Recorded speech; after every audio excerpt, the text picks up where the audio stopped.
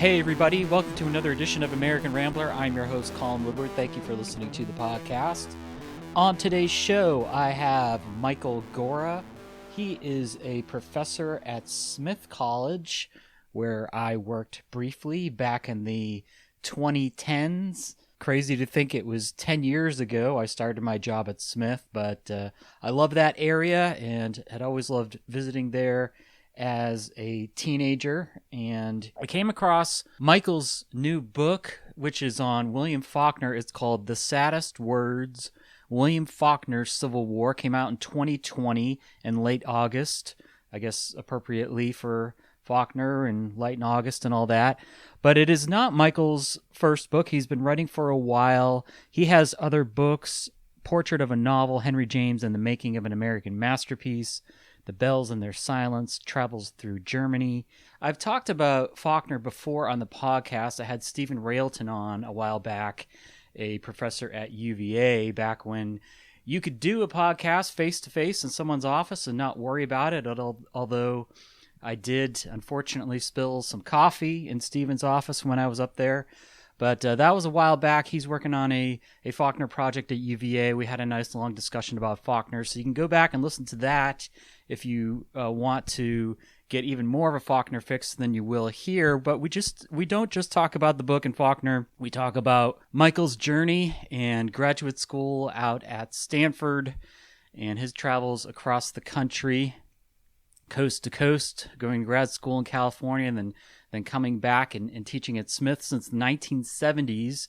I've had a couple people on the podcast recently who got their first job in the 70s and pretty much stayed there. At least my previous guest, Alan Farrell, he was at Hampton-Sydney for over 20 years. And so Michael's been at Smith for a while. Great school, great campus, great part of the country. We're going to have a nice chat about literature and writing and his travels through Germany. So that will be coming up in a minute. How you doing? How you doing? Are you glad that the Republic survived another week? I know I am. Another rough one. Starting Wednesday, Tuesday was election day in Georgia, and that seemed to be going well until all the madness came down in D.C. on Wednesday. I was actually giving a talk on Johnny Cash, which you can pretty much hear on the podcast. As the previous podcast, I did a dry run of the talk on Johnny Cash, but the live one was on Wednesday, and I think you can get it on the website at the Central Arkansas Library System. But anyway, I was giving the talk, I think, as everything was going down, and it's weird when you give a talk online. You can see who's participating. There were about 25 people, I think, at the peak of it, and then you see some people drop out, so it goes from like 25 down to 23, and I'm thinking, I guess these people got bored, or maybe they wanted to grab some lunch, or whatever reason, they dropped out of the talk. But then later I thought, well, maybe they were leaving the talk to watch the beginnings of the Civil War in D.C. at the Capitol. I don't know. But whatever reason, it was a decent turnout. I was pleased with how it went, and someone who I knew from Arkansas contacted me afterward, and I'm going to give a talk for his folks out in Tennessee later in the year. But I hadn't done anything like that before online, so I was a little nervous about it, as I always am for the public speaking. But at this point, if I can't talk about Johnny Cash in my book for 45 minutes, I'm a real stooge. But it went pretty well. And after that, I was outside, and my wife said, did you hear what's going on in D.C.? And then I checked my phone, and pretty much the rest of the day was just compulsively watching news to make sure, there wasn't a complete destruction of the Capitol and God knows execution of politicians. Who knows what was really planned? I don't think it was gonna ever go that far, but they had bombs and people did die. So it was a deadly insurrection in the Capitol, which has never happened before. The Confederates never got that close to the seat of government, certainly not while anything was going on. This was a albeit ceremonial event. It is an important one to certify the winner of the election. And, the Confederate Army only ever got to the outskirts of D.C. So A very sad day, a tragic day, a scary day, because Trump still has 2 weeks. Well, not anymore. He has about 10 days left. I'm recording this Saturday morning, the 9th. So he's got about 10 days. Who knows what's going to happen? I mean, one scary alternative scenario is he does leave office, as reluctantly as that will be, and sets up some kind of shadow government in the caves of West Virginia or Wyoming or Mar-a-Lago. I don't know. And he just kind of keeps pretending he's president and telling these people what to do. And then what do we do? So a lot of scary and unfortunate scenarios still to be played out. I hope the next 10 days are relatively calm, but I don't know. And this is a whole huge conversation I could be having, and there's only so much I can say about this now, and whatever I say probably has already been said, so I can't go into this. But every day, almost every week, there's just some kind of new crisis with this president and with this situation. And even though Biden's going to take his oath of office soon, he's still got to deal with these Republicans and all of their enablers and common folks who are supporting this insanity. So I don't know how you work with anyone across the aisle at this point. It was bad enough before. Now it's pretty much impossible. How do you even look someone like Ted Cruz in the face in the Senate or a lot of these congressmen who were just elected who are just complete whack jobs? But I don't know. We survived this week. That's all we can say for now. And I'm just, by Friday, I was just exhausted and had a couple days of Hampton-Sydney and that long commute. So it's just an exhausting country to live in and an exhausting time. And the only thing that knocks COVID out of the news is civil war. So we had a new high with COVID cases last week or so and with deaths. So it's been a rough winter, as people predicted. And, I always try to hold out hope these things aren't going to be as bad as they are, either COVID or politically, but they just find a way. So 2021 not off to a great start.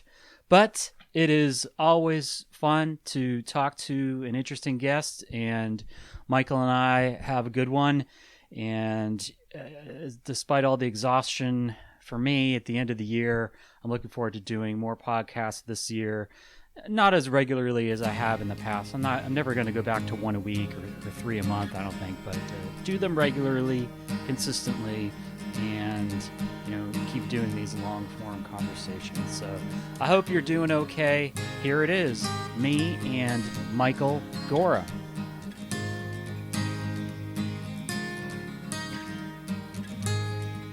How are things going up at SMAT? We've finished classes. We have had remote teaching all term. No really? On campus except for those who really couldn't stay at home. Yeah. Although we also had a number of kids who moved to town and rented apartments because it was more fun than being at home. We have a good testing regimen. We get tested twice a week for asymptomatic testing. Okay. That's pretty common in Massachusetts this year. We've had no outbreaks at Smith. We've had no cases here, but then we don't have among the staff and faculty. So really, that's not of those who are being tested. And at the beginning of the year, they did report that. I guess if you're totally remote, that's one way to eliminate the on-campus cases. But I think at Amherst College, where they have remote classes but students on campus, they have had virtually no cases either. Wow. UMass Amherst has had a lot of cases, but almost entirely with people living off campus and going to parties. Yeah. Okay. We are having a bit more of an outbreak than we've had in this part of the state in the past.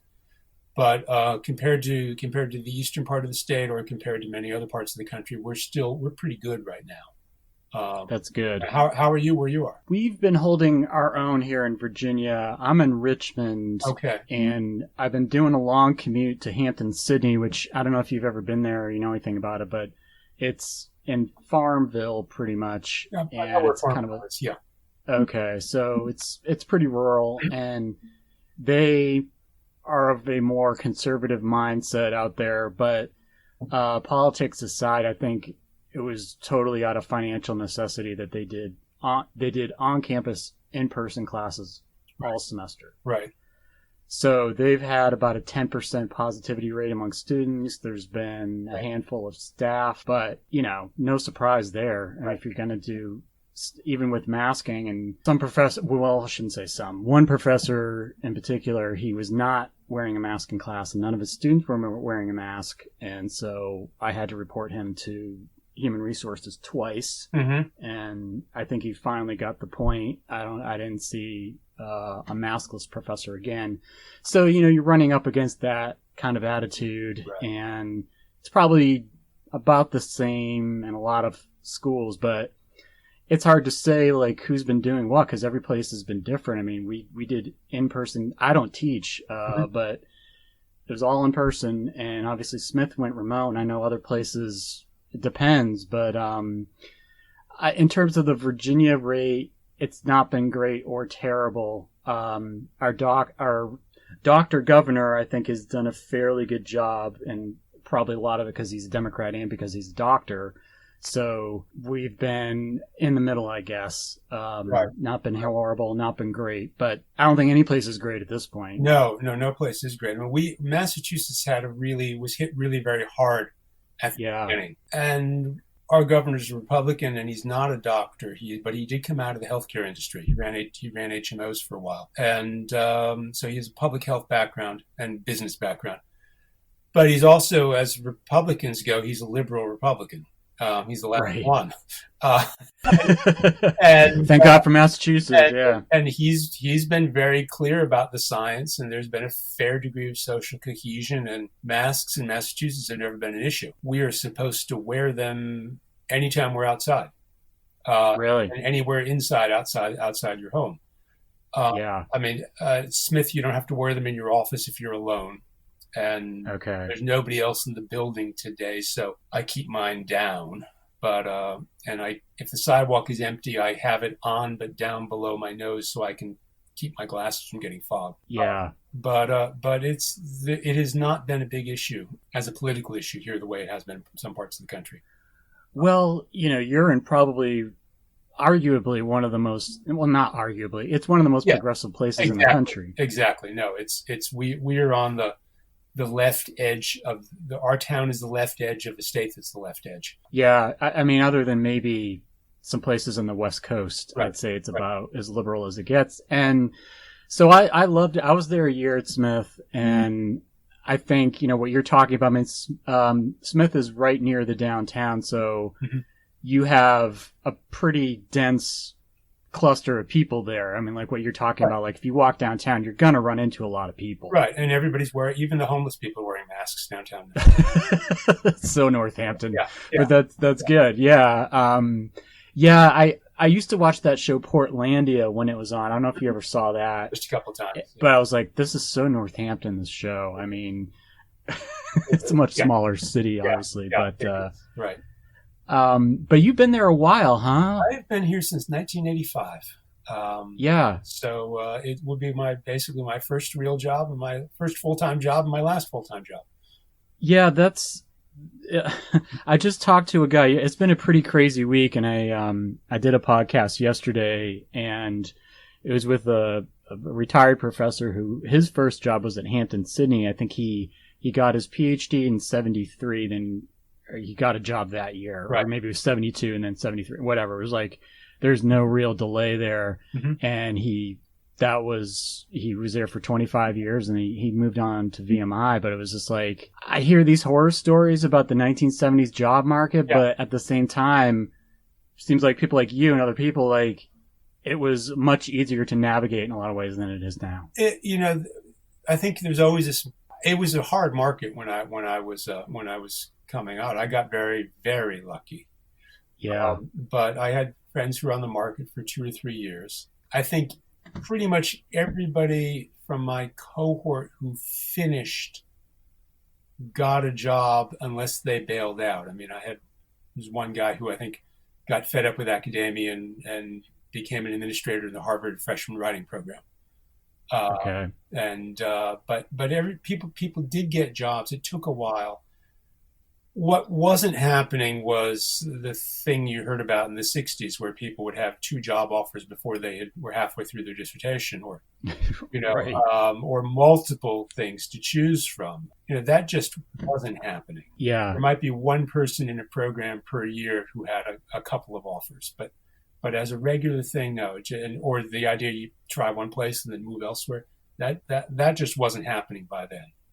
Right. There were huge, And I mean, huge numbers of you went to Stanford, right? and was it? Like, I'm guessing it was far more affordable back then than it is now. Stanford I don't know. I mean, for grad school, it was free. Wow. I was an undergraduate at Amherst, and Yeah. and it was. I remember my freshman year tuition comprehensive fee, room and board, was $5,050. Okay. Which, it was in 5 figures by the time I graduated, but, a low 5 figures. And it's just unfathomable how quickly prices have gone up there. And the one thing I can say is it's not in faculty salaries. We're not, that's not what's driving it. Yeah. I mean, does that, how much time have you spent sort of, I don't know, talking about that, addressing that? Because you've been around for a while, so I'm guessing at Smith you've seen this progression from like a very affordable college experience to something that's just astronomical. Right. I mean, Smith is a private school, so it's a little different, but I'm guessing even when you first got there, it was a lot cheaper. It was a lot cheaper, although I don't think had as much financial aid. I mean, an enormous number of our students are on financial aid and steep financial aid. We did this. We ran these figures. Put it this way: if you have, my wife also is a professor here. If you have 2 full professor salaries, you're probably not going to qualify for financial aid anywhere. Right. And Smith does have a tuition assistance program, so we were able to get a certain amount of money to apply to my daughter's tuition at another school. Okay. But if you're anywhere, say, under 200 or 225 thousand in income, you're going to qualify for financial aid from a place like Smith. Okay. Even with maybe just one child. Yeah. How much is going to vary on a lot of things, but we've got a lot of kids getting, from middle class backgrounds, getting $30,000 and $40,000 in financial aid. Okay. So that has changed. We have fewer full pay students. The average package is higher, but what's driven tuition increases, aside from the internal game that schools play with each other, it's not lazy rivers, as you hear in the paper. Oh, yeah. Right. And it's certainly not faculty salaries, but IT is an enormous driver. Yeah. Student health services is much more comprehensive and more costly than it was. Colleges used to have, say, college the size of Smith maybe had 1 counselor on campus, psychiatric counselor. Now we have half a dozen. There's just more in the way of student services like that. But libraries have gotten more expensive. Scientific publications have gotten more expensive, and then the cost of IT. And even once you wired the campus, keeping it up to date is expensive, and those things have all sort of outstripped the rate of inflation in a way that salaries themselves have not. And then there is there's some creep in the number of administrators. Of course, there are more deans all the time, but I think the big creep has been in what I think we'll call professional staff. So, there used to be at a college, there was a fairly strict division between staff, faculty, and administration. And now there's a large professional staff. And they're the IT people, and they're the people in the development office, and they're the career counselors, and, people with degrees who aren't faculty, but who get, in many cases, professional salaries. And that's been one of the drivers of I think, of tuition increases. Yeah, I mean, I know it's a very complicated issue, and people sometimes give very glib responses to it, and they say, well, it's all about administrators. And I'm like, well, okay, I'm sure that's part of it. But like you said, I mean, you have all these ancillary things, and a campus like Smith, which is fairly small, but kind of all-inclusive. I mean, you go to the dining hall, you have all your meals, you live there. Like, that's expensive. That's expensive. You know, a college the size of Smith used to probably would have a career counselor and a secretary. Yeah. Now we've got 4 or 5 full-time career counselors. The development office is much bigger. All those things, and those have been significant drivers of budget. Yeah, for sure. Tuition. So, I mean, I think it's the biggest women's school in the country, but it's still fairly small. It's 2,700. Yeah, so compared to UMass, which is I don't know, 35,000. How many people are in Hampton-Sydney? It's really small. It's only about 1,000. Okay, and when did that stop being all male? It still is. It still is. Okay. I couldn't quite remember that, and I think is Wabash still all male? Where's that? That's in Indiana. In Iowa. That might still be. I think there's only 3. Okay. And I know there's one out in the Midwest. There might be another one on the East Coast. Morehouse. That's it. Right. Yeah. Okay. Right. I thought it was in D.C. Yeah. That's in D.C., right? No, that's in Atlanta.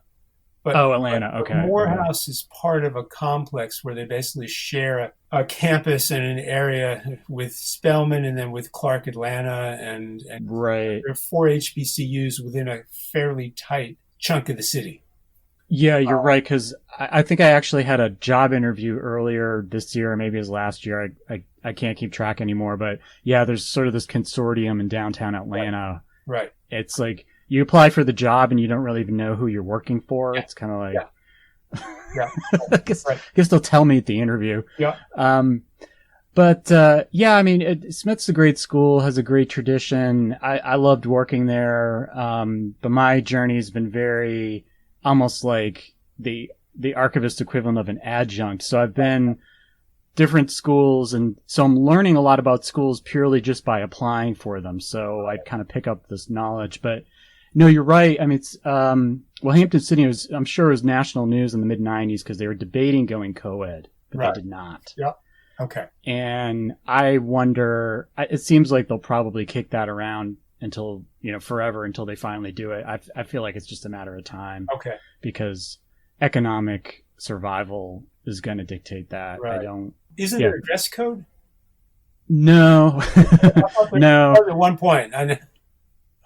Maybe there was back in the 50s or 60s, but no, everyone dresses the same kind of at college campuses nowadays, I've learned, and they look exactly like, because I went to Trinity and my first year was 93 and everyone still dresses like that. Okay. Right. Yeah. I mean, going to Trinity at that time is sort of in the middle of this exponential growth in tuition and cost and stuff. So it was getting very expensive, but I mean, you took so much for granted there because they just took care of everything. I mean, you didn't have to leave campus. Right. At Trinity, you didn't want to leave campus. No, at the time, you did not. Yeah. If you feared for your life. Yeah. But that's gotten better. I know it's gotten a lot better in a lot of cities like Richmond. So our downtown college VCU is just exploding. It's crazy. I have a niece who's a student there, so.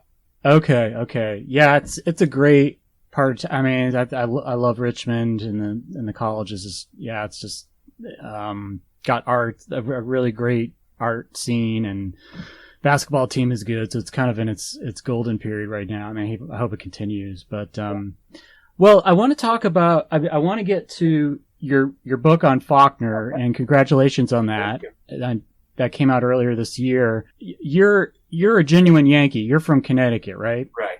And you went to Amherst. I went to Amherst. Now, when you say genuine Yankee, not New England.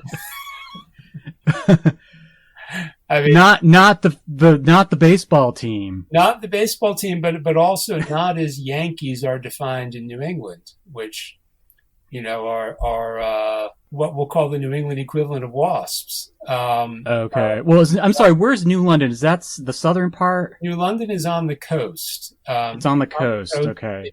It's a naval area where the academy is, and then across the river in Groton is a submarine base and a place to build submarines. But not a Yankee insofar as I'm from a Mediterranean immigrant background. I grew up as a Catholic. I'm me too. Yankee. I'm a Yankee when I'm out in New England, but in New England, I think the only people who are really Yankees anymore are about 5 families down a dirt road in New Hampshire. Well, I feel like, I've always kind of framed it as like Hartford is the Mason-Dixon line in New England. And if you're Hartford North, you're a quote unquote Yankee. If you're South, you're in the suburbs of New York City. I think that's really true. Okay. I mean, well, in New London, there were more people rooting for the Red Sox than for the Yankees. That's good. Because we were closer to Boston. Okay. But nobody read Boston media. We all read New York papers. Yeah. So you do feel the pull of New York, and it's not New England in the way that Massachusetts is New England. Right. Yeah. I feel like sort of that I mean, this is totally subjective, but like that sort of what you think of classical New England is kind of like a fairly small circle from like Boston into New Hampshire. And I don't know what's going on in Vermont, but like even like a place like Williamstown, I've never even been there. I mean, that feels like another state to me. I mean, even being in Northampton, it's like, that's the frontier in a way. It's like,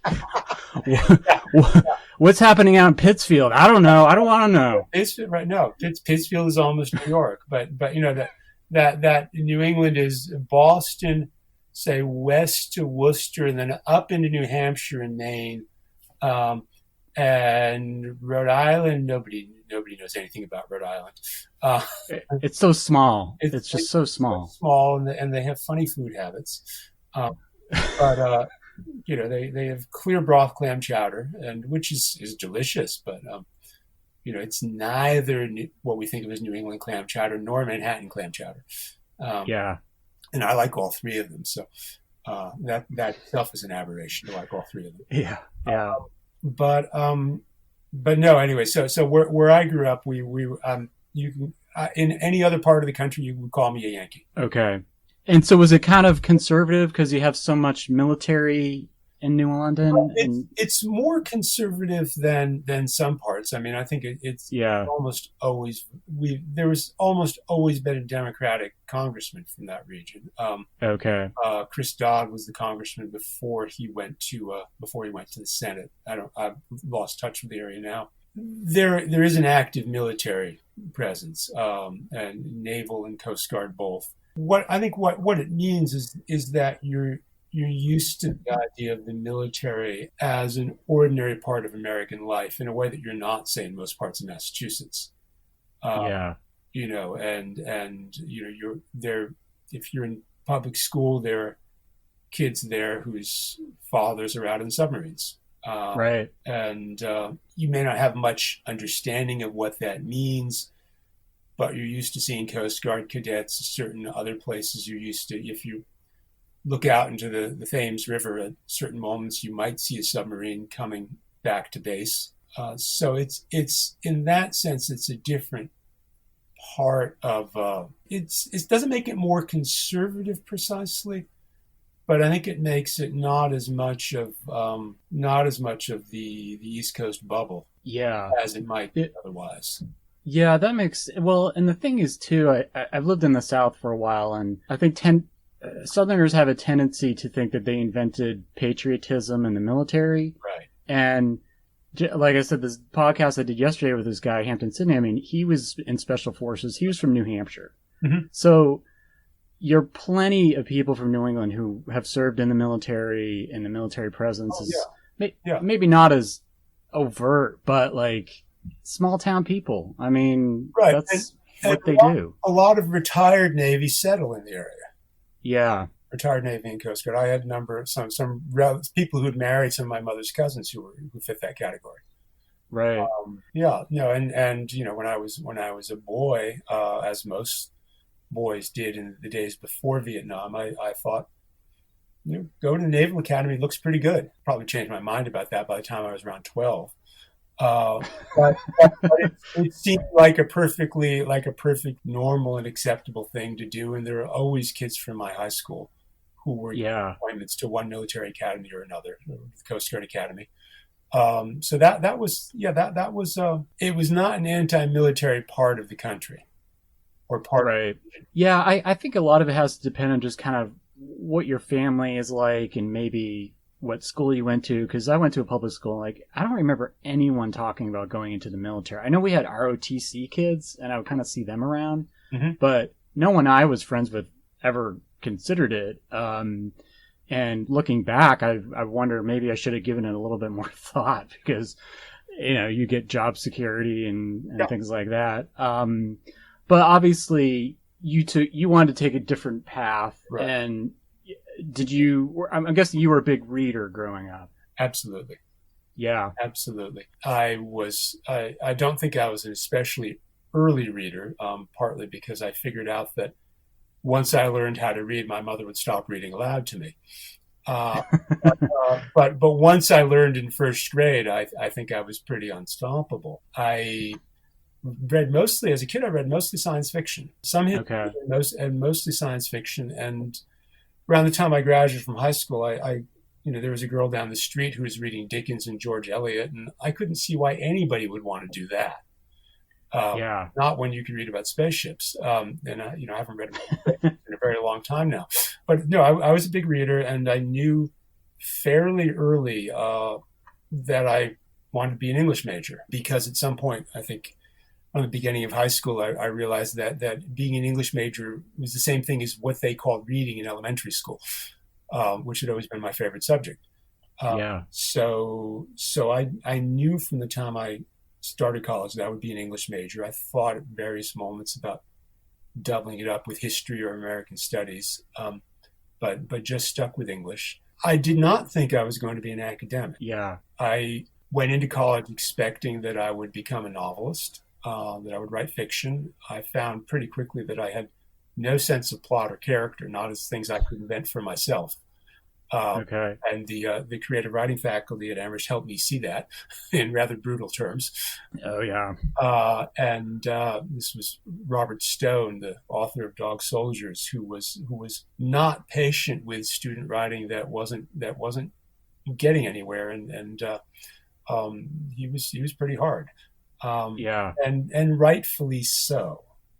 But I think he came out of the Flannery O'Connor School of Creative Writing, where O'Connor was once asked if maybe colleges stifled the creative impulse in students, and she answered, not nearly enough. Stone was like that. What I did think, though, was that I would split between journalism and academia. And we talked earlier today about the job market in academia, which is dreadful now and was merely bad then. But it was bad enough to give me hesitations, because I didn't know if I would be any good at it. I did a lot of writing for the student paper and was fairly certain I was okay at that. So what I did in college was I applied to grad school in both journalism and for PhD programs. And then the PhD programs came along with fellowship offers, and they also were long, 3 and 4 years. And for private family reasons, that looked pretty good to me. And I'll tell you what those reasons were. The thing I wanted most to avoid was to go into business with my father. He was a fruit and vegetable wholesaler in New London, which was, a kind of traditional immigrant business. His family he was born in the States, but his parents had come from Lebanon when they were children, got a fruit business going, and it was brutal hours. And I didn't want to spend my life telling people to put the lettuce on the truck. And so I thought, I was a good son too.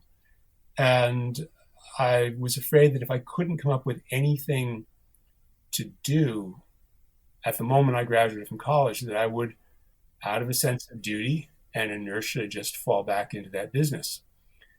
And so when I got offered a 4-year fellowship for graduate school, I thought, well, let's do that, because if I'm going to fail at it, it will take me longer to fail than it will if I just go to journalism school for a year. Then I might fail within, I might be a failure next year. Right. But if I went out to California for graduate school and I had 4 years there, surely at that point I would have, broken the strings or figured out something else to do. Because colleges at that point didn't give you much help in career planning, except unless you wanted to be go into banking or stockbroking. Not colleges like Amherst anyway. So I thought, I'll go to graduate school, because if I'm going to fail, it will take me a long while, and I'll figure out some way to avoid going into the food business. And Yes. there are other reasons too, but Right. that was one of the real drivers. Well, you at least had that to fall back on, though. Yeah, I mean, your dad had a business that, as reluctant as you might have been to do that, if all else fails, you could do it. I could have done that. It was a fairly prosperous business at that point. Right. And he died quite young of a heart attack. But my mother says that he never quite stopped believing that I might get tired of teaching and come back to work for him. Yeah. Even after I was already teaching at Smith. Right. Yeah, no, I think that, I'm probably going to turn out that way once my daughters get older, but I do think there's always that hope or expectation maybe that you're going to come back. Right. You're going to maybe not live in the garage or, in the basement, but we want you close. Right. And I understand that. Yeah. But our daughter went to college in Minnesota, and we're delighted that she's just gotten a job in Cambridge. So okay. So we she's going to be close enough. Right. Yeah. Yeah. Well, that's good. And was there? I mean, obviously you did well at Amherst.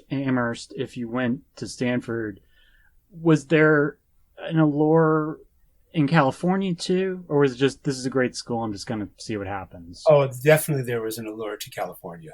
Yeah, because it's mid 70s. I'm guessing late end of the 70s or late 70s. I graduated from Amherst in 1979 and went directly to graduate school. Okay.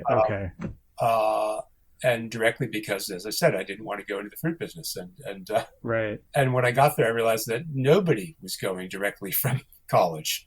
That everybody was older. Some of them were in their 30s. Some of them had kids. But there's definitely an allure to California. I'd only been to California once, and that was indeed to San Francisco. I liked part of the allure was simply Chinese food. I wanted the attractions of all the kind of good and still cheap food that you couldn't have in New London, Connecticut, or even in Amherst, Massachusetts, but something that was going to be, Chinese food and Japanese food and really good tacos. And I'm a big eater. I don't like the term foodie, but I guess it fits. So yeah, I have this action, and I was getting wine. And California, the wine industry in California was booming. Oh yeah. And then a completely different landscape, and it was, of course, on the other side of the country, and also the most charismatic of my Amherst teachers, not the one I'd learned the most from, but the most charismatic, had gone to Stanford for graduate school, and so that was an attraction too. Okay, that was not Stone. No. Okay, he was kind of. I don't think Stone finished college. You just wrote novels and hung out. Okay, easy. Well, that's funny because I don't at this point I don't know what people think of academics anymore, but I think there's this belief that we're all Marxist wannabes who just want to smoke pipes and think great thoughts, and the amount of thought that goes into where you might end up going for graduate school a lot of time is, like you said, well, I want some nice weather, I want some nice food, seems like a good program, let's do this. There was another attraction is that I knew I was more interested in novels than in poetry. Yeah. Although, as it turns out, that Stanford's probably biggest strength wasn't at the point in Renaissance poetry. Okay. Except that it was also a place where some important critics of the novel worked, and above all, Ian Watt, and at that point, a man named Albert J. Gerard, who'd written a lot about Conrad, who I was a great reader of Conrad. Yeah. At that point. And so those were names of critics I knew. and that was attractive as well. Yeah. I didn't wind up working with any of them aside from the odd course, but I knew that they were strong in that sort of modernist moment of fiction, and that drew me. Yeah. Well, and you're so close to San Francisco, right? Which Right. has such a strong writer's presence and culture. I mean, just everything's going on there. It does. So, So I've never really warmed to the beats, yeah. but San Francisco was a glorious place to visit and drive around. I lived in Palo Alto, not in San Francisco. Okay. And I think if I had been a little braver, I would have lived in San Francisco. But I thought I wanted the daily community, such as it was at graduate school, rather than having to find friends and people and so on in Right. San Francisco. Did you see a lot of people giving readings or some celebrity writers out there? There were. Yeah. Stanford always had an active program of writers coming through, and I'm going to blank on any names right now. And they had just gotten a rich endowment for writers to come through and to give readings. I did see Susan Sontag one evening. Okay.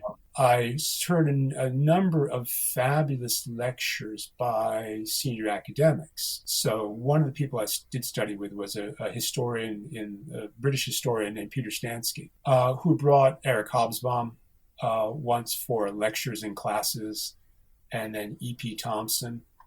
Oh yeah. We had Frank Kermode for a lecture. There was more of that, I think, than of writers, than novelists or poets. That a sort of significant series of writers and poets did get going, though, around the time I left, unfortunately. I think it was a vibrant intellectual place. Your graduate school was inherently unpleasant in that often feel that your life is on hold. You're working for 3 or 5 or 7 years without knowing whether there's going to be a job at the end. Your friends from college seem to have a more decided professional path. Some of them are in jobs already, or they're in law school. This is how it was anyway in the early 80s. They're in law school with a secure future, and you don't have that.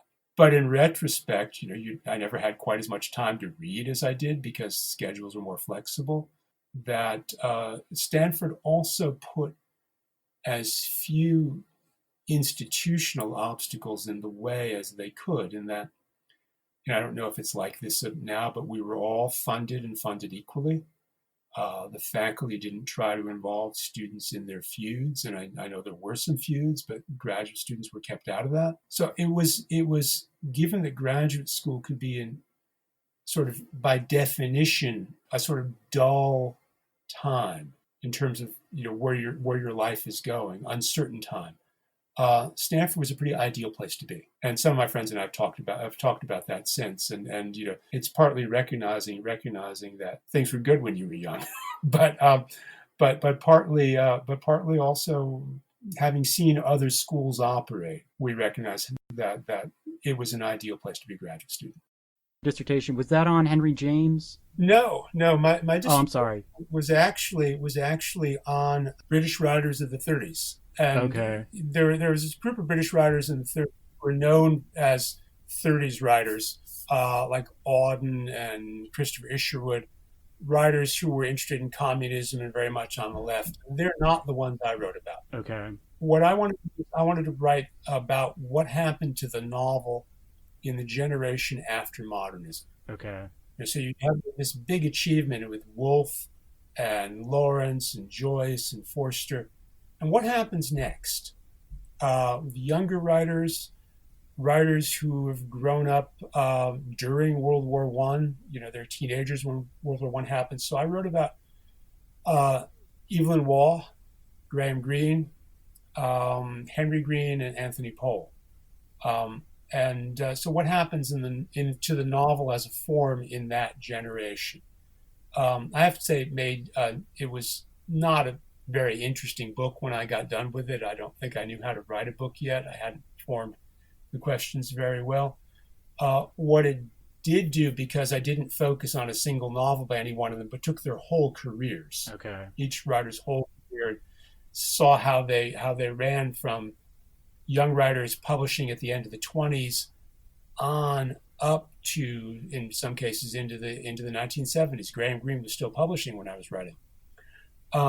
So it became a study in the shape of careers, and I learned from it how to stitch together a lot of material in a fairly compact way and talk about how a writer develops from point to point. And that, of course, became a useful skill later on when for my book on James or my book on Faulkner.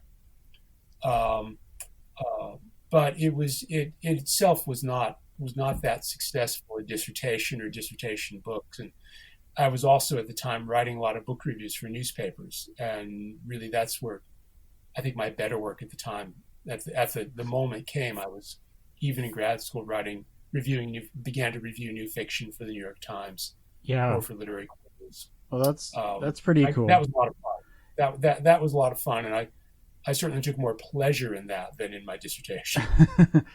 Yeah, it can be a real grind, I think, regardless of whatever discipline you're in. But it's been interesting looking at your CV. You do seem to cover a lot of ground. I mean, geographically, also in terms of the writers and their backgrounds. I mean, you started with English writers, but moved on. Mm-hmm. I started with English writers, and then I moved to post-colonial writers, and then I went started travel writing, and then into with these last two books into American literature. Although James, is a sort of interesting case, sort of located in the middle of the Atlantic. But what I've realized is that I like to switch subjects. It's not that I get bored with them, but that I like the stimulation of something new. Yeah. So each of my books is, in some sense, in a different field or a different area. I do have friends and colleagues who say will spend their whole careers working on the Victorian novel or on Shakespeare, who go back again and again to Dickens, say. And temperamentally, that's not who I am. So I like switching it up. I think also this may have something to do with those reviews that I mentioned. If you're a reviewer, you get used to working up a subject quickly, to trying to say something about it in a fairly tight space and then moving on. And I also sometimes I choose the subjects for reviews, but often I don't. It's an editor's suggestion. Yeah. And I like that, taking on, somebody says, what do you think about doing X? We think you'd be good on X. And I may never have thought about X. Right. But it's a stimulation. You get into it. And also over time, you get used to making connections between unlikely things. And so your range of reference grows. And that's really been invaluable. Yeah. No, I love reading reviews. I like writing reviews. I mean, it can be frustrating if you're doing too many for free, but it's usually how you get your start as an academic. Yeah. And, you can move up to, like you said, I mean, it sounds like you were writing for the Times pretty early on, but if you can move your way up to the New York Review or Books or something, you've kind of made it, and you can write a couple thousand words about a particular book. And that's a joy. Yeah. That's when you can do that. Yeah, and it looks like you've written about a lot of different writers, of Dostoevsky, Michael Chabon, Cormac McCarthy. Right. Good list. It's a good list, and I don't often go back to subjects. Yeah. And that's also an advantage. Yeah, I'm kind of the same way. I kind of want to maybe work on one field or one era of history and then kind of move on to something else and maybe come back, but it is fun to explore these different worlds. And as you said, you've done some travel writing. The Bells in Their Silence travels through Germany. What was that? Talk about that a little bit. Well, so I'd written two books about 20th century British or Anglophone fiction, and I thought at that point that I wasn't going to learn a whole lot more about writing by just going on directly into another book about fiction. Okay. we also had the chance to go to Germany for a year, and because my wife, who also teaches at Smith, was going to be running our study abroad program in Hamburg. Oh, wow. So I thought, well, why don't I try to? I always liked reading travel narratives. I had begun to teach a course on them, and I thought, why not try a completely different form of writing? Try to write a travel book, and about this country that I did not know well. And I started doing that, and I ran into a bunch of problems. One is my German was not very good. I could, read the newspaper. I could have a halting conversation with people who were in a good mood. Uh, I could, but that was about it. And I didn't want to make people, although most people in Germany seem to speak good English, I didn't want to make them do that. Yeah. I was relatively shy about going up to people. And so what I did was it became a book about my sort of encounters with German history and German literature rather than with any actual living on the ground Germans. Okay. Except for a few friends I made who were academics.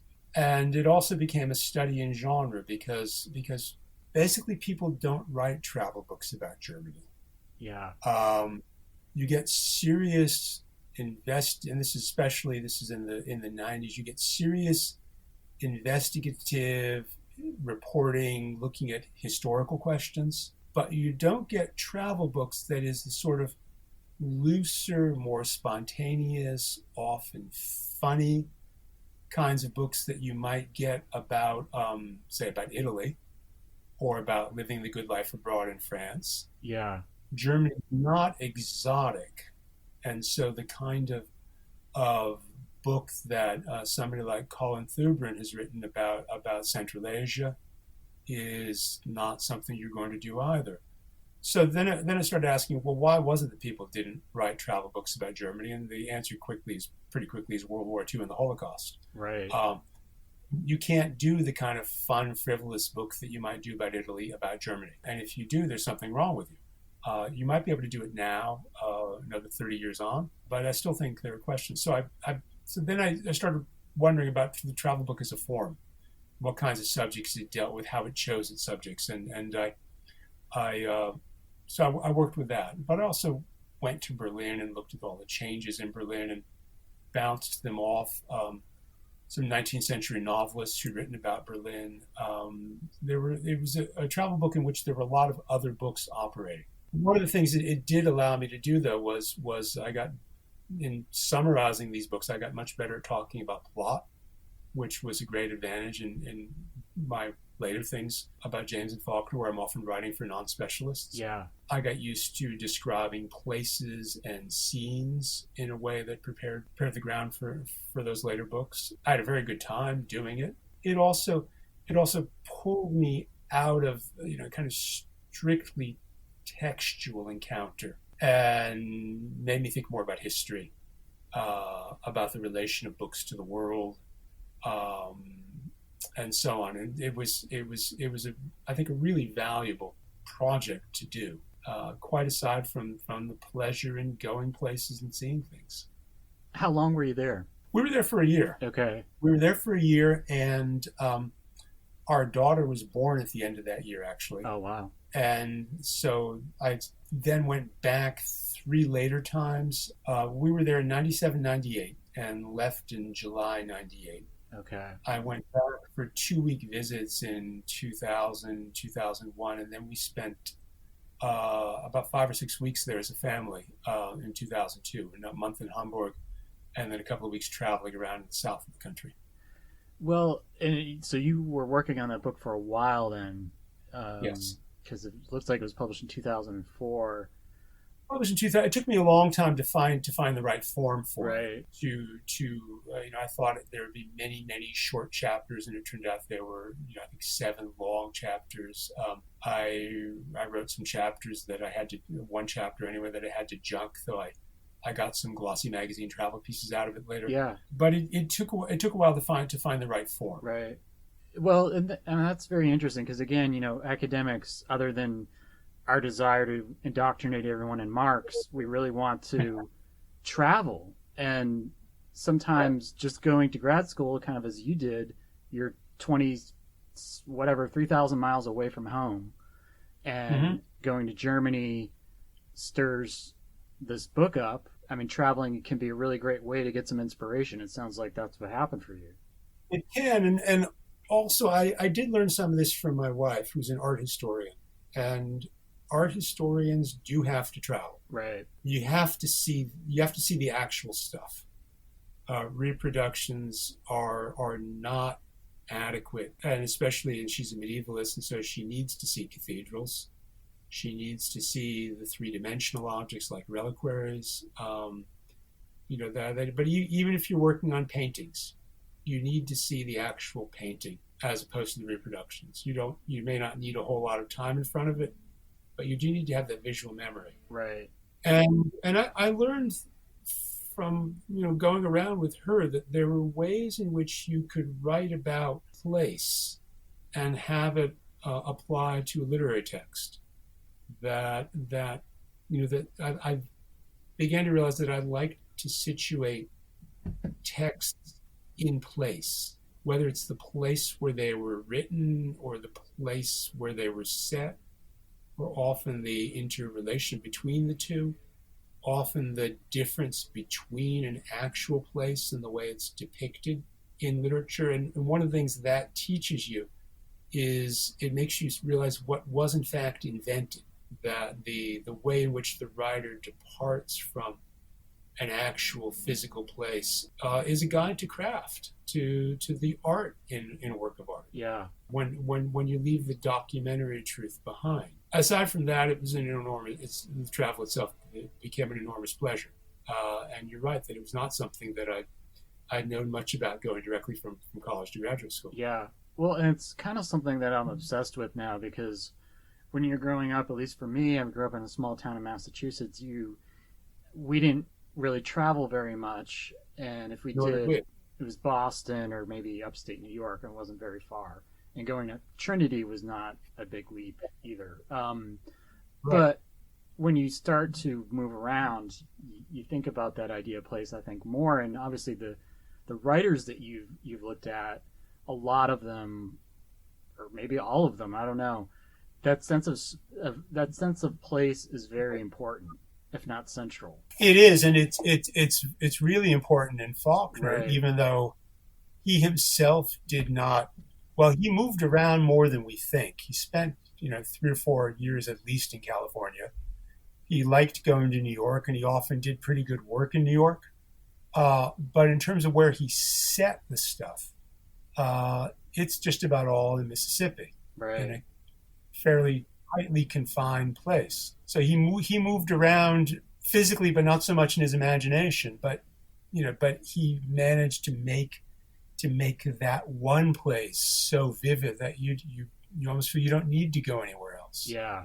Well, and I think too, I mean, some people, and obviously this worked for Faulkner, he finds his voice when he focuses on that stamp, as he called, or what someone said, write about your postage stamp in Mississippi, and that's kind of what he did. But then you do obviously kind of these international figures, maybe like a Henry James or someone else. But that was not the case with Faulkner. I mean, it's all set in one county, pretty much. Right. Yeah. Right. This is my little postage stamp of native soil, right. As he put it. And occasionally they will get out and go to Memphis, or down to New Orleans, but that's really about it. Yeah. And when they do go elsewhere, as Quentin Compson does in The Sound of the Fury, he's up in Cambridge, in Massachusetts, where Faulkner himself hadn't been yet. Right. He's always thinking about back down in Mississippi. Yeah. That what is happening what happens to him in Mississippi, that's what's determinative, even if he does leave it for a while. Yeah. Well, and it's interesting to look at your career trajectory, because in this book, your new book on Faulkner, The Saddest Words, it does work as kind of a travelogue in a lot of parts, because you're talking about everything in context. So you're talking about Oxford and Memphis and the battlefields and all that is kind of leading us through that, because I do think you need to get a sense of the place itself geographically. Right, and it's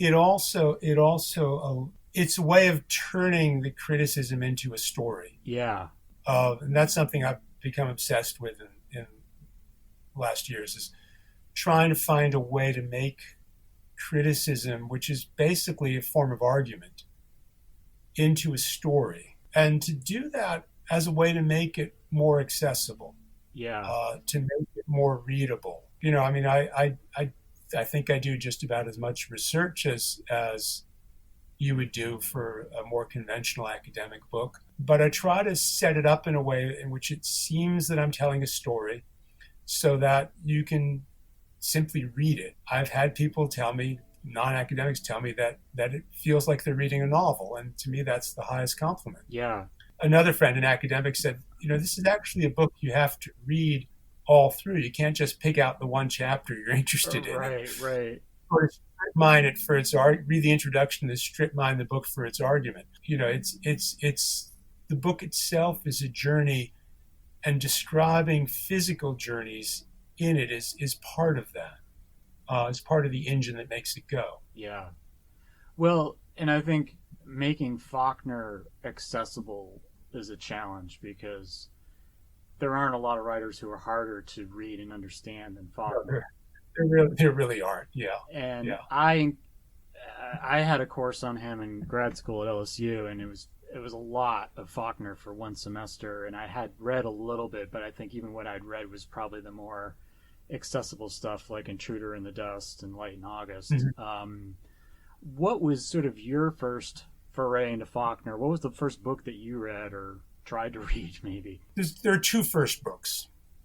That is, the way I tell it in my own book, in the Saddest Words, is that the summer after I graduated from college, I had a job as a teaching assistant at a prep school summer school, and I was an apprentice student teacher, and on the syllabus was As I Lay Dying, and I was given that to teach, and I was told the master teacher in the room was going to be there, but As I Lay Dying was my responsibility. So I read it, and I didn't much like it. But by the time I had to actually talk to students about it, I'd read it 2 more times and was beginning to see, there's something here. And part of what was frustrating but also wonderful about it is, with I Lay Dying, you can't at the start really tell when it's set. People are living in houses without electricity. There are no cars. It's all mules and buckboards. And then you realize it's actually set in the 1920s. It's set around the time that it's written, but they live in so isolated and rural a part of Yoknapatawpha County that it seems the 20th century hasn't arrived yet. Yeah. That was fascinating to me. And then I started to pick up from talking to the other student teachers there, the Faulkner they had read, and I started reading things like A Rose for Emily, or The Sound of the Fiddle. But I had read one Faulkner novel before that, and it had completely baffled me. I had joined, when I was a freshman, I joined the Literary Guild Book Club, and they gave you a lot of free books for joining, like a dozen books for $1, and then you had to buy so many over the course of the next year. I think all these kinds of clubs are gone now. Yeah. So I got a set of 3 or 4 Faulkner novels, and I read Light in August because I liked the title. And there's a moment, the only thing that really sticks with me out of that reading is the moment at the beginning of the novel when there's a wagon moving through the distance, but it seems not to move. It seems to hang suspended in space. And you can hear it, you can almost hear it move, but you can't see it move. And it takes forever to move. And I thought, well, that's not like anything I've read before. Yeah. And then I got really confused because the novel tells 3 stories, and I couldn't tell who was who and what the relation was to each other. And I just, I did finish it, but it made no real impression on me. And I thought, okay, Faulkner's not for me. Yeah. And Jane Austen was for me, and Virginia Woolf was for me, and Dickens, but Faulkner wasn't. So I was a little surprised when a few years later, when I was told to teach this book and found just how deeply it was biting into me. And then at the end of that summer, right before I went away to graduate school, I read Absalom, and I thought, I really don't like this, but this is great. I can tell this is great. This book is hitting me hard. It's not a pleasant book to read, but it's why you do read. A book like that is why you do read. Yeah, I would say that's the hardest one, right? Oh, it is. Yeah. Yeah. Well, and Yeah. he was a big fan of Joyce, Faulkner, so Right. he's kind of making this leap in the early 20s from Victorian to modern, and the stream of consciousness throughout Faulkner, it can just be totally baffling. Right. It can be, and I haven't read Ulysses in a very long time. Actually, not since graduate school. In college, it was probably the book that made the biggest impression on me. Yeah. And I'm gonna get into trouble here, but Joyce is always interested in, I think, in the ways he can dazzle you. Yeah. In pulling in Ulysses, pulling one different stylistic or formal trick out of his hat, and trying it this way and trying it that way. And where I'm going to get into trouble is that I know that Joyce is writing as in exile. I know he's writing as somebody coming from a country that has a violent and difficult history, and that has been colonized by the British, and that there's a part of him which you feel very acutely in Portrait of the Artist's Young Man, a part of him that wants to break away from that. I know that Ireland has its historical traumas. But when I read Ulysses, and maybe if I'd read it more recently than 30 years ago, I would see this again. I would think differently. But when I read Ulysses, when I think about Ulysses, I do think mostly as the writer seeing what he can do with the language, and seeing what he can do with the language for the sake of seeing what he can do with it alone. Yeah. Whereas I think that Faulkner is always responding to the pressures of his society, to the historical pressures that have made his Mississippi what it is. He's responding to the questions of race, history, and the Civil War, and the rural poverty, and the what I guess we have to call it's the ways in which I don't want to say it's backwardness, but yes, the way in which the 20th century hasn't come to those isolated farms yet.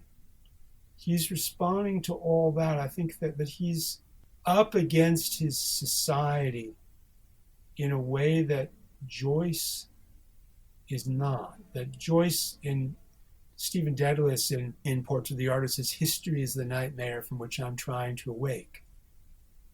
And there's a sense in which he is trying to escape from history, and at the end of the book he does. He goes off into a world of art. Faulkner knows he can't escape, and he's right up against it. And to me, there has always been greater emotional power in Faulkner than I've ever found in Joyce. Yeah, Joyce is one of those I need to revisit. I tried reading Ulysses, and it's famously difficult. And I said, well, this is interesting, but I just can't do this right now. Yeah, and as I said, that it may be because I'm an American, I'm not Irish. Right. But I don't feel the emotional. I mean, mind you, the description of hell in Portrait of the Artist's Young Man just scared me to death when I was a lapsing Catholic at the age of 18. Yeah. But the emotional force of Faulkner is, I think, for me, on a different order. Well, and I think, like you said, I think a lot of it is Faulkner reckoning with history, and a lot of that is the history of race and slavery. Yeah. And you get a lot of that in your book. But why did you exactly want to write this book, of all the things you could have written about? Yeah, of all things that I could have written. I and this I talk about this in my preface. We were living abroad again, and this time we were living in Paris. And then again, my wife was running the Smith Study Abroad program. It's how I get long times Yeah, abroad. it's nice. I'm very, very grateful to Yeah. her and Paris. to the college for that. But it was 2010, and the Times had started running a feature of blog posts on its editorial page about the history of the Civil War. They were going to follow the war along month by month and sometimes day by day with different and often very good historians writing columns about it. I was also reading the newspapers, and I was hearing a kind of echo with a lot of the Tea Party was getting going. Our politics were beginning to become much more polarized than they had been. Yeah. And I started to hear echoes between, in a way, between those different parts of the newspaper. And so I got much more interested than I'd ever been in the Civil War, in the Civil War as a moment, and thought, is there something here? And I was finishing my book on Henry James, and I thought, is there something here I might write? And I had also, though, this is a complicated story, but I'd also just edited the Norton critical edition of As I Lay Dying. Right. A book I taught a lot, but I had never, aside from that, never written about Faulkner. He was always a point of reference in my teaching, but I'd never written about him. And then these things began to come together. Wanting to write about the war and realizing that the war was all over Faulkner in a way that I'd never seen done, defined systematically. And so I began to think that I could work back and forth between the war and Faulkner and find a story in that. Okay. So I think like a lot of I think a lot of books are really fusions of two different ideas. And I realized in some way that I had something to say about Faulkner, but I also realized I had something I wanted to say about the war. And as I say in the preface, it was something that I was thinking about less as a scholar than as a citizen, that I felt I had to come to terms with the issues that the war presented for us. Okay. More systematically about American history than I ever had before, because the moment was making us do that. And so these things came together in the stew pot of the mind. And had you ever been to Oxford before you started working on this book? No. Yeah. No, I had never been to Oxford. I had been to well, before, yes, I had been to Oxford before I started working on this book, in that when I took on the Norton critical edition of As I Lay Dying I guess it came out in 2009. So I took the commission for that, I guess, in 2007. And at some point in the fall of 2008, I went down to look around so I could finish that editorial job. I hadn't yet conceived of writing a book about Faulkner. I really hadn't. Okay. I was doing this editorial job sort of with my left hand while I was working on my James book. But I went down to Oxford then in 2008, and then was invited back to speak at the Faulkner conference, the annual Faulkner conference, the next year. But I still wasn't writing a book about Faulkner at that point. I was just giving a talk, and actually a very formalist talk on Faulkner and plot. Okay. I'd been to Oxford and had driven around a little bit, but that was it. And my only other experience in the Deep South was a couple of days in Savannah and Charleston. Okay. On pure vacation. Well, in terms of small southern towns, southern cities, whatever you want to say about Oxford size, like, it doesn't get much more southern than Oxford. No. It's palpable. No. It is, although I think the fact of being a university town does change things to some degree. Yeah. And now being a town that is in many ways on the tourist circuit because of the literary history of the place. Yeah. So it's a prosperous town. It's a town with a lot of really good restaurants. There are still the other small Mississippi towns with a courthouse square. There are a lot of empty storefronts. Oxford's is still pretty full up, but it's full up with there aren't hardware stores and things like that and grocery stores on the square anymore as there were in Faulkner's day. There are bookstores and there are stores selling nice dresses for sorority parties. Yeah. And a lot of really good restaurants. Yeah. I think being a college town in that sense does make it a little different than, some other county seats in Mississippi would be. Right. In a way, I mean, if you plopped Smith into central Mississippi, that's kind of what give you a little bit of a sense of what it's like.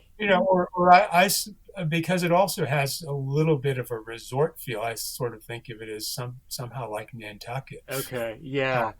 I mean, I was there for a weekend, so I was kind of being a tourist and going to a conference, but it is one of those places where like, oh, this is pretty, this is great, but you can also see those things kind of under the surface. You're like, a couple of days is maybe enough because this could get really weird real quick. Yeah.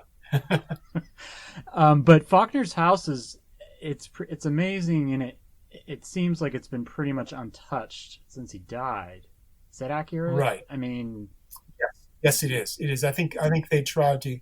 Some of his descendants lived there for a while. I think not his daughter. His daughter lived in Charlottesville, but I think possibly his niece lived there for a while. His niece, whom he'd raised after her father had died in a plane crash, even before she was born. But it very quickly then passed to the University of Mississippi, which kept it as it was. And his books are on the shelves. He mapped out his late novel, The Fable, writing on the wall of his study, got the plot and the timeline straight, and that's still in place. His telephone is still there. His typewriter is still there. I don't think their clothes are there in the closet, but, Yeah, right. I didn't get to go in, but the outside looked pretty much out of the 30s. The outside is kept as it was. Yeah. And I've been in a few times. And, it's a house that from the outside looks much grander than it is inside. Okay. It's got that big, wide column facade. But then the facade is in some ways bigger than the house behind it. Right. Yeah. So it's a comfortable middle-class house. It's not in any sense a fancy house. There are a lot of fancier houses in Oxford. When he bought it for very little. In 1930, it did not yet have electricity or, I think, indoor plumbing. And he did a lot of the work on it himself in the 30s. And they added a few rooms as well. Was he the one that named it Roanoke? Yes. Okay. Yes, it was. Before that, it was known as the Shegog place. The man who built it was a man named Robert Shegog or Shegog, Shegog, back before the war. Okay. He bought it from whoever had it at that time. I don't know if they were. I don't think they were descendants of the Shegogs, but I'm not sure. Okay. But he named it Roanoke, which is sort of a made up term, but evoking, I think. Rowan, Rowan, and then oak like the tree, but I think it also evokes the Roanoke colony. Oh, the okay. colony. Yeah, because there aren't really oaks in the front. No, there are not. There are not. No, there are, I think, some cedars, and it is wooded. It's heavily wooded. Right. Well, it's very Faulknerian in a way, like kind of the way he was. Yeah. There always was this sort of front that he was putting up. That's very true. That's very true. Yeah. Yeah. So he's an interesting guy, but I mean, obviously he was a writer, and I would think one of the challenges to this book. I mean, there's the one quote unquote Civil War novel, The Unvanquished, but it doesn't really deal with battles, right?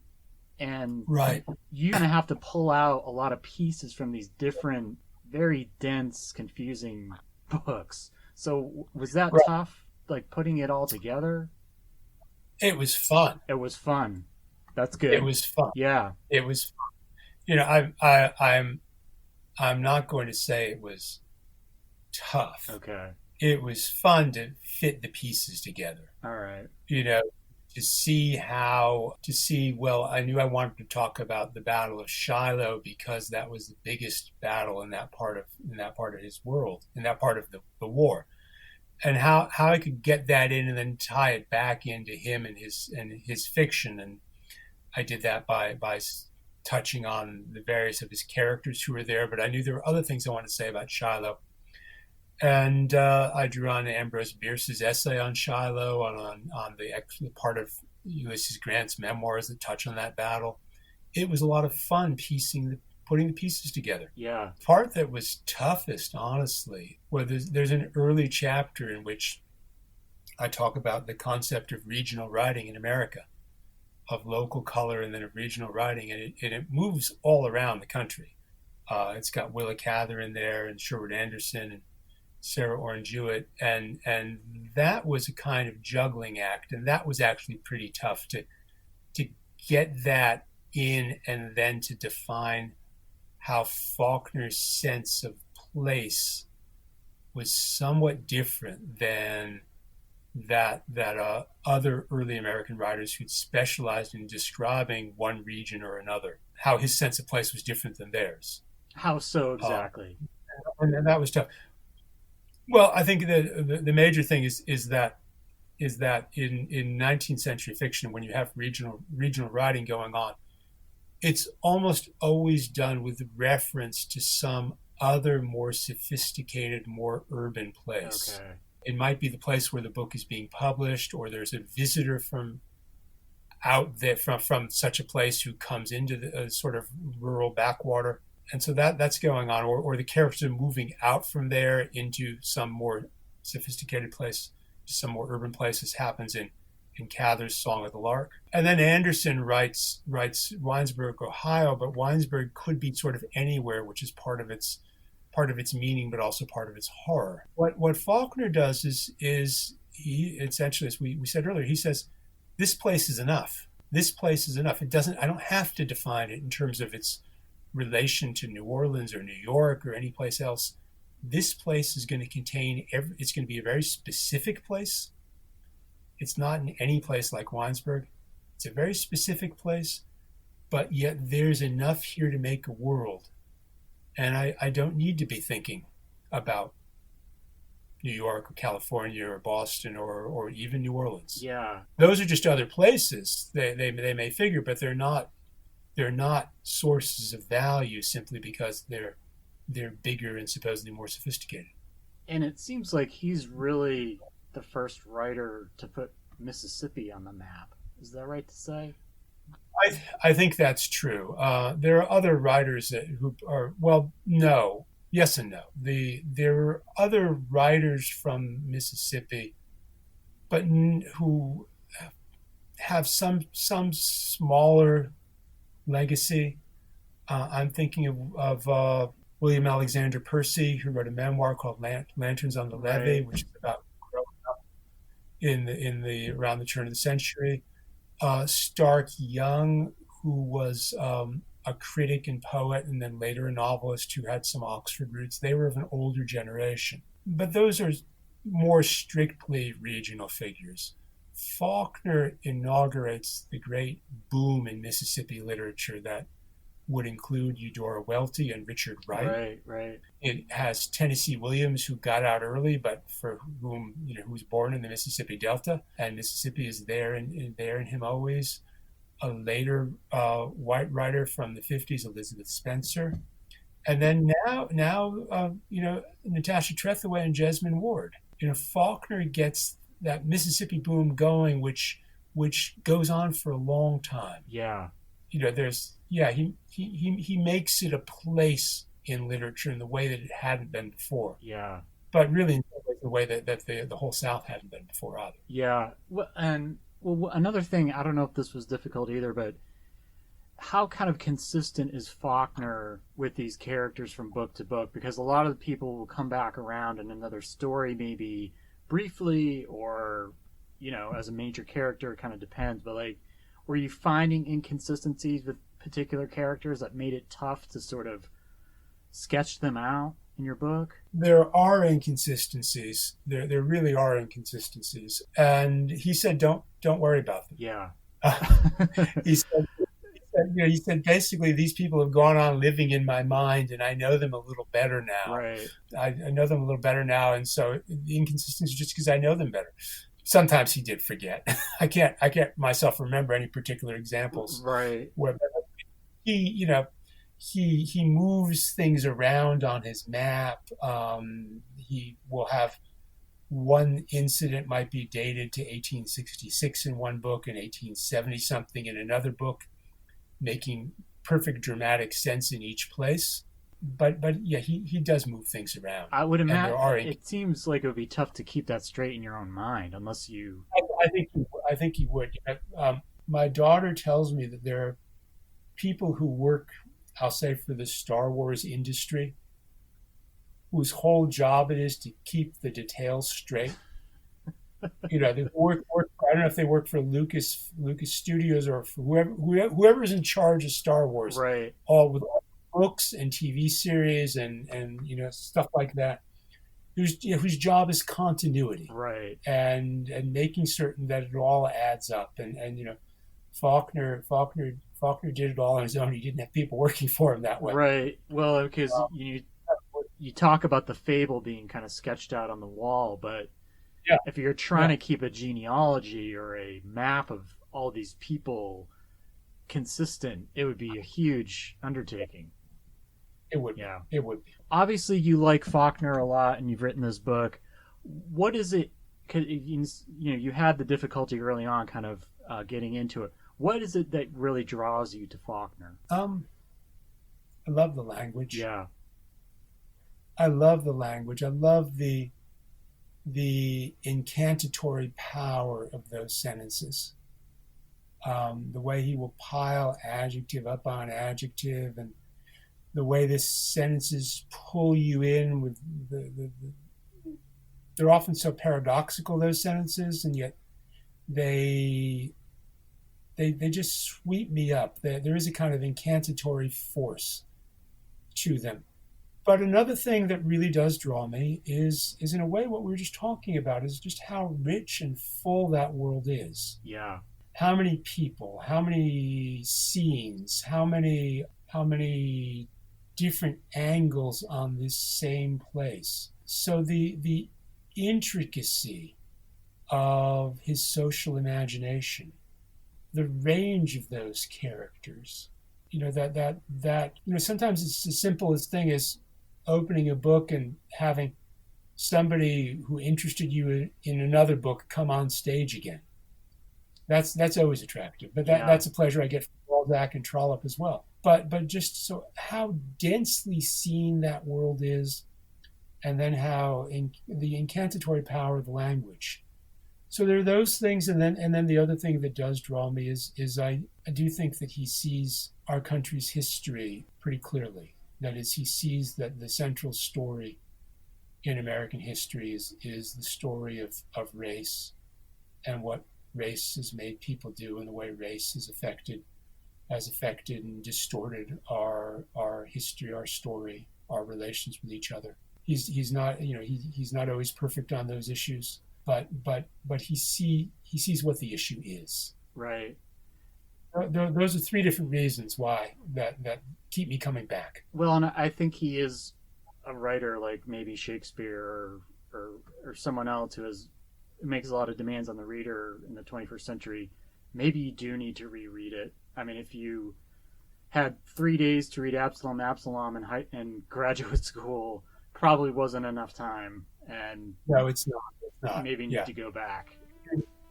He is a writer who rewards rereading. For sure. Yeah.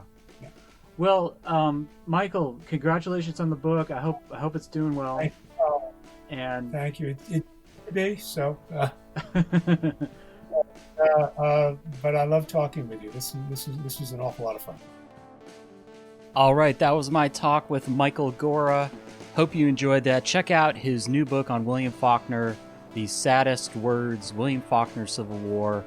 Available on Amazon and other places you can get books. On Amazon, it's going for about $20 new. You can get the Kindle for only $9, and that is the hardcover price, $20. But you know your way around the internet. You can get a good deal on that, and it is a well-written book. And even though Faulkner can be very confusing and dense, the book is not. And there's a lot of great Civil War history there. and about where Faulkner lived, and the whole history of the place and some of the battles and all that good Civil War stuff. So if you like the Civil War, check it out. If you like Faulkner, definitely check it out. You can also check out my book, Marching Masters, Slavery, Race, and the Confederate Army During the Civil War. That is still pretty much full price on Amazon, but you can contact me for a $30 copy. I will send it to you, signed if you want, or you can get it directly from my publisher at the discounted rate. So contact me on Twitter if you're interested. And even though it's a Civil War book, it is very current now. We saw people with Confederate flags walking through the halls of Congress the other day. Dream of Jefferson Davis realized in the final days of the Trump administration. And even though I think, like a lot of people, I was shocked at what happened on Wednesday, I was not surprised. And it's been building to all of this, and hopefully is not going to get any worse. But you can check out my book if you want to read about Confederate Army and slavery. My Johnny Cash book hopefully will be out later this year. Was not a great week for getting writing done, but hopefully get some done this weekend and plow on. All right, I hope you're doing okay. Not too cold where you are. We haven't gotten any snow this year, and I feel like it's not looking good. But it would be nice to get a storm for the kids and do some sledding and building snowmen and playing in the snow. All right, I will be talking with you soon. Take care. Bye.